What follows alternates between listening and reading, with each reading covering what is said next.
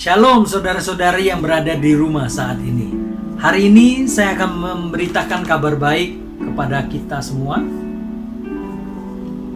Bersama saya, Pastor Budianto Tan. Akhir-akhir ini banyak teman, saudara, jemaat maupun kolega bertanya, kapan ya selesai wabah ini? Kapan ya bisa beraktivitas normal kembali? Kapan ya bisa beribadah kembali? Sudah kangen nih dengan suasana seperti dulu lagi. Berapa lama lagi ya ini selesai? Jika itu pertanyaan kamu, dengarkan baik-baik. Sebagian dari kamu pasti mengalami kejenuhan, bahkan kebingungan. Mau ngapain ya? Kalau kondisi begini terus, sampai saat ini pun kamu dan saya tak banyak yang bisa kita lakukan selain di rumah saja, membantu para garda terdepan berjuang demi mengembalikan kondisi kembali baik, dan terus mendukung mereka dalam doa-doa kamu. Hampir 3 bulan sudah kita menghentikan segala aktivitas di luar rumah. Bahkan ibadah pun di rumah. Pada dasarnya semua orang merasakan apa yang kamu rasakan, bertanya apa yang kamu tanyakan. Namun perlu disikapi dengan baik. Di rumah bukan berarti tak berguna. Di rumah bukan berarti tidak melakukan apa-apa. Setiap manusia diciptakan dengan berbagai keahlian dan potensi yang tersembunyi yang mungkin belum sempat kamu gali.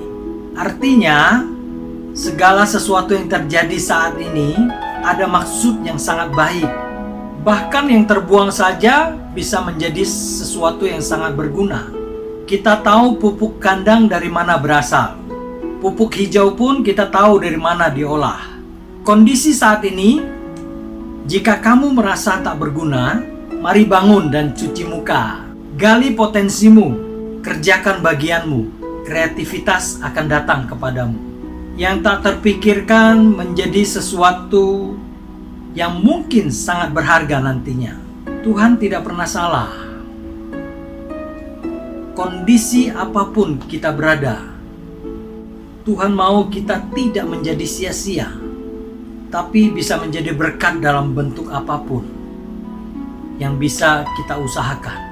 Karena kita berada di dalam dunia ini sudah mempunyai maksud dan tujuan Tuhan atas kehidupan kita semua.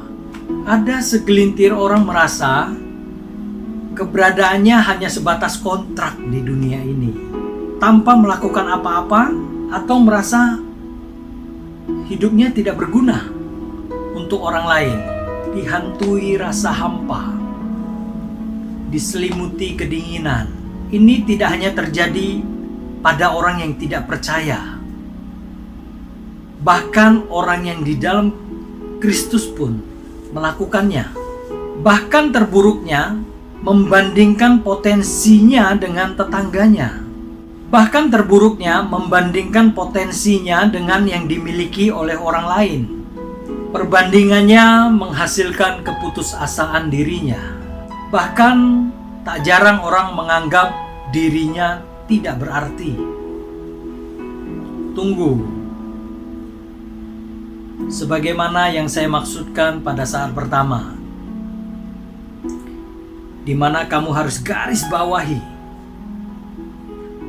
Tuhan punya maksud dan rencana atas hidupmu. Sekalipun terlihat atau kamu menganggapnya sampah. Sampah itu, jika kamu kreatif mengolahnya, akan menjadi barang yang bernilai tinggi dan berharga. Itulah hidupmu.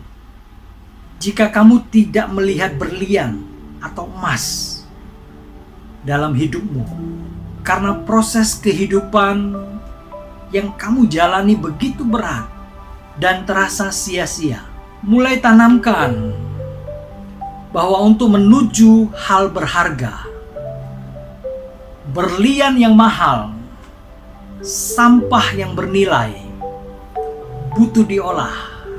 Bicara kata olah itu adalah proses. Begitupun kondisi saat ini. Kamu sedang diproses. Mungkin kamu menganggapnya klise, tapi ini nyata. Ketika kamu bisa menjalankannya dengan hati yang mengucap syukur, usaha yang tak pernah putus, perjuangan yang mengabaikan lelah, pasti kamu akan menerima sesuatu yang tak pernah kamu pikirkan, yang tak pernah timbul dari dalam hati. Karena Tuhan mampu sediakan yang baik, bahkan yang terbaik untukmu. Ini juga tertulis dalam kitab Yeremia 29 ayat 11. Ayat yang cukup familiar. Tapi apakah sudah cukup familiar kamu lakukan?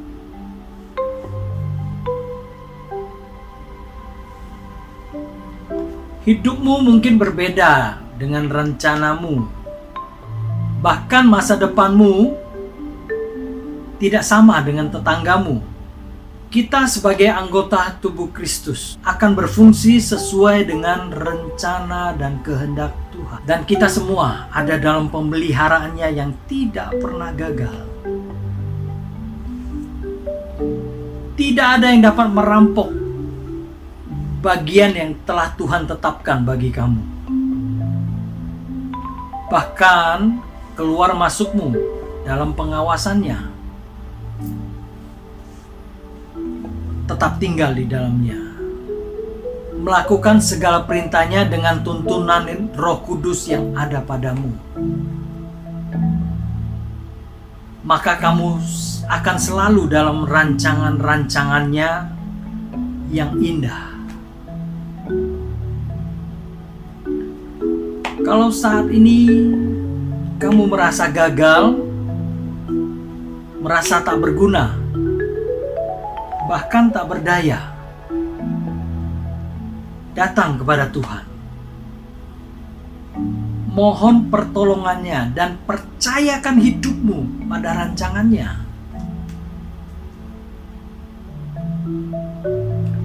Melalui Roh Kudus, kamu akan dipimpin dan dituntun pada rancangan Tuhan.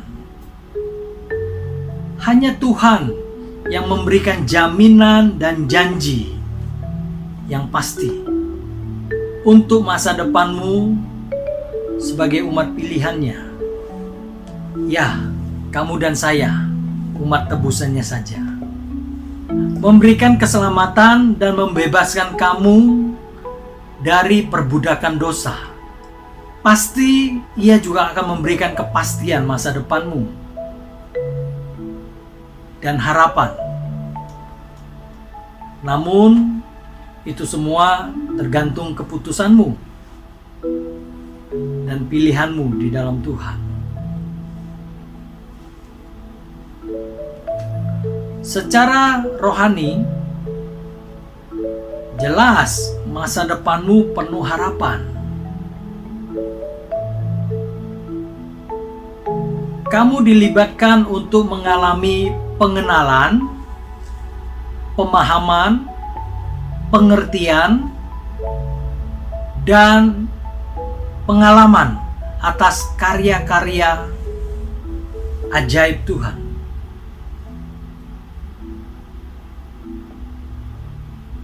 Dan pengalaman atas karya-karya ajaib Tuhan. Tentu ini membuat kamu harus menaikkan standar rohanimu. menjadi seorang yang dewasa. Begitupun dalam hal jasmani. Karyanya akan membuat kamu paham akan kehidupan ini. Kesakitan yang kamu alami, kesukaran yang tak berujung, kehampaan yang menghantui, dinginnya kehidupan. Ini untuk melatih kamu. Ketika Tuhan ubahkan sisi jasmanimu dengan berlimpah. Seperti Ayub. Persis. Tuhan ubahkan kemakmurannya menjadi kesukaran. Kemudian menjadikannya lebih makmur dan lebih berarti dari keadaannya semula. Tidak ada kesia-siaan jika kita mengerti maksud dan rencana Tuhan atas hidup kita.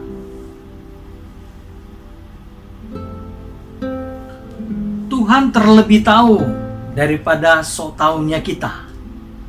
Rancangannya terlebih memberikan kamu kedamaian, bukan tergesa-gesaan. Kamu harus tahu, yang kamu alami itu normal untuk melatih kamu. Itu normal untuk melatih kamu. Karena masa depanmu telah Tuhan tetapkan. Tinggal kamu bagaimana mengusahakannya.